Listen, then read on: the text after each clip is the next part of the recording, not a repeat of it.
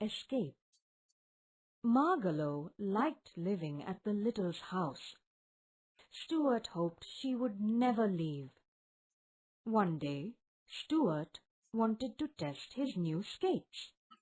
So, he decided to look for an ice pond. But just as he stepped out into the street, he saw an Irish terrier.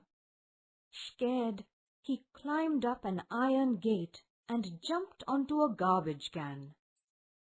Suddenly, two men in a garbage truck jumped out to pick up the can. "Oh no! The men are about to dump everything into the truck." Stuart ducked back into the can and waited. Another man grabbed the can and turned it upside down in the truck. Stuart landed on his head, buried in the horrible-smelling garbage. Stuart clutched his skates and tried to make his way out of the garbage. He was anxious to get out. He made it to the top, but the truck was moving. Stuart looked up at the sun and realized that they were going east. "I can't get out of this truck." The truck arrived at East River. The driver backed up to a garbage scow and dumped the garbage.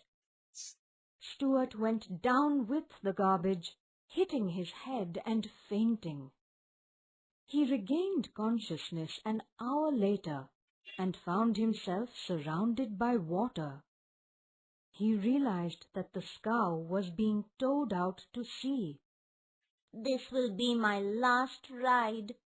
This is the worst thing that could happen to anyone." The garbage would be dumped into the Atlantic Ocean. Stuart thought he could do nothing but die bravely. The thought of death made Stuart sad. He began to think of his home. "Stuart, I saw you getting dumped into the garbage truck and followed it. But how will you help me?" "I can fly ashore if you hang on to my feet."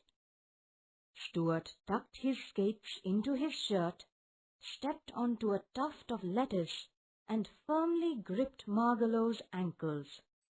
They were now ready to take off.